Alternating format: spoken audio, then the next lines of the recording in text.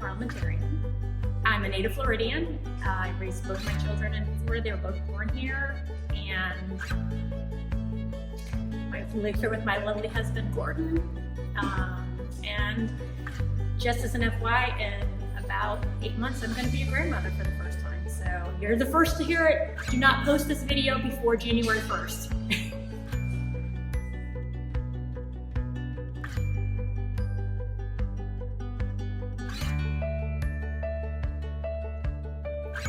I had always been involved with politics on a fringe level. You know, if someone needed me to help as a poll watcher, I was there. But I really got heavily involved with politics when my son entered the Navy, and I realized that the planes he was flying wasn't being serviced, and I could see a direct correlation from the people being voted into office and the military not being funded. I knew at that point that I had to do more than just say, place a vote. I actually had to go out there and start actually canvassing for the politicians who were going to directly affect my son's well-being.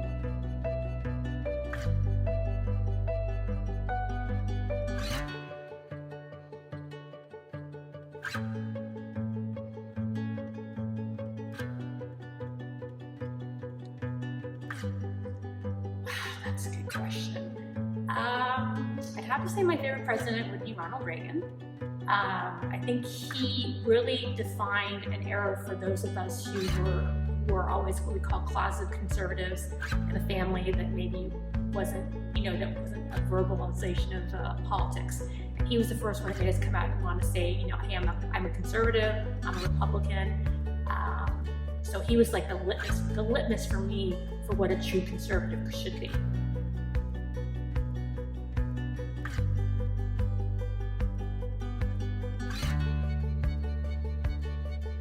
Community means to me more than just those people that you would say interact with on a daily basis that are like you. Okay, I always joke that there's tons of people who look just like me, who talk just like me, but the biggest community I have is those people that I've met that aren't like me, that don't necessarily speak my Southern drawl language, that are different than me. So lately, I find my community as the Hispanic community.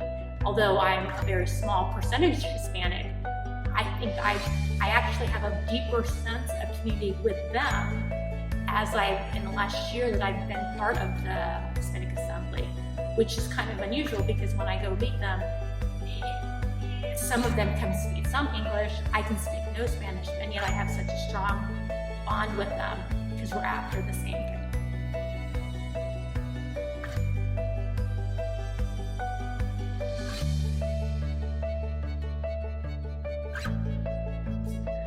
I got a call and I was asked if I wanted to join this new group that was starting up in Hillsborough County, and they asked me, I asked what it was, and they said it was a Hispanic Assembly, and I was like, I'm a very small portion of Portuguese and I don't speak the language at all, and they said, do you want to help, push along the Hispanic needs in your community? And I said, sure, why not? And that was pretty much it. And then along the way just came, do you know anything about Robert's Rules of Order? And I'm like, yes, I do. And like, well, no one else does. So I'm like, okay, so now you're a parliamentarian, and it just moved on from there. And I have to say, it's probably, of all the things I've done in politics, for Hillsborough County, for my local area, this is absolutely the most fulfilling thing I've done in politics, because it's just, I get to meet so many more people that are not necessarily like me, but are so more wanting to build a community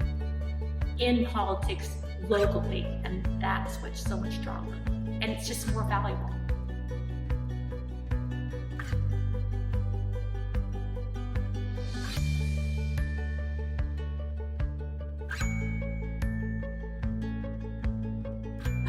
That's pretty easy. That's when my son got his wings, and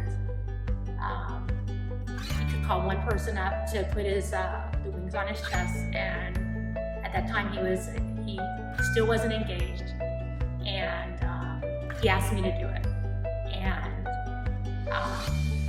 everybody was laughing in the audience of the, there were 30 or 32 candidates that were getting their wings, and I was just known as the crying mother because I was just heaving and I just couldn't stop crying. I knew it was going to happen, and I got to put his wings on him. And to me, that was, I'll never forget that moment because it was the beginning of his career in the Navy.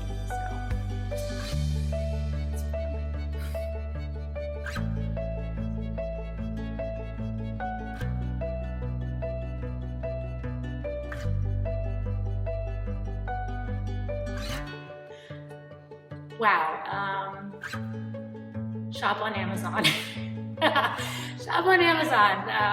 I think it has something to do when we came home from vacation. There's like, I don't know, like the packages went from the front door out past the overhang and almost to the garage. And I think you would probably say that's the thing I do better. I mean, he probably would say cooking because he thinks I'm a great cook, but I think the second to that would be probably shopping on Amazon because I'm really good at that. So.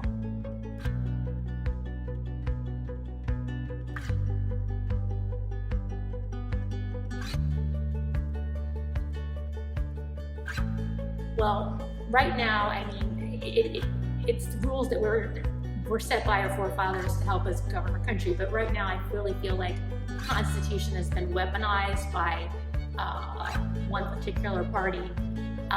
So, what I was raised to believe is that it was there to help, set by our forefathers to help us to govern our country and set the rules by which we were to live by and govern by.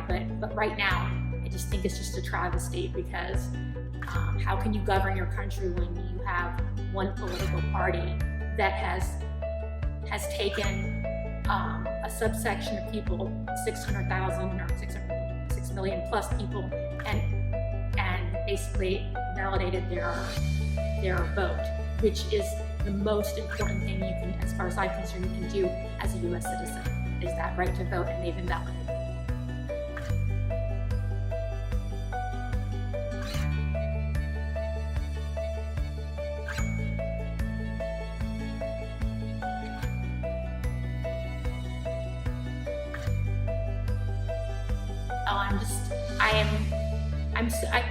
I feel sad for our country.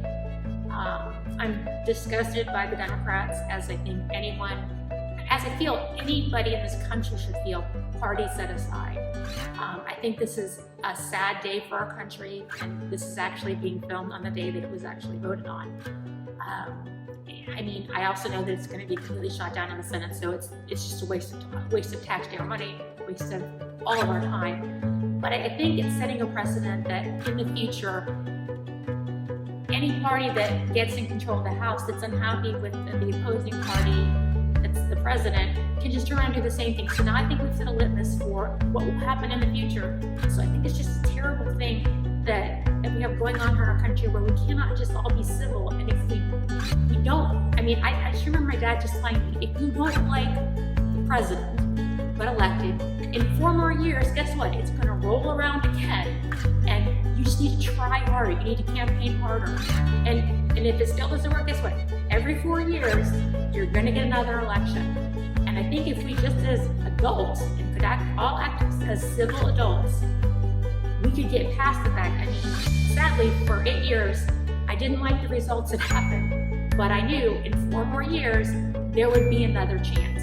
Now, I worked harder when it was 2016 and the results came that I wanted. And in 2024, I'm unhappy with the results that come then. In 4 more years, there'll be another election. So I just think this is a travesty to our country, and I don't think that most people realize that the results that will happen from this are long-reaching.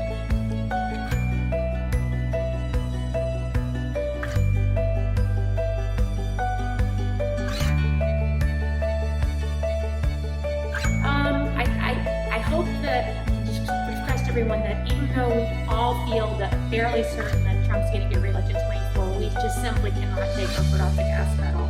That we have to run this campaign and think of it as if it was 2016 all over again, and work just as hard, if not harder, and keep our foot on the pedal, because just like we wanted a different thing in 2016, I think the Democrats are going to probably have the same mentality. And this is our election to lose, and we cannot afford to lose it. All the positive things happening, all the success and all the prosperity that we have built, we need to keep. So just keep your foot on the gas pedal and move forward, and we'll have 4 more years of prosperity, and who does not want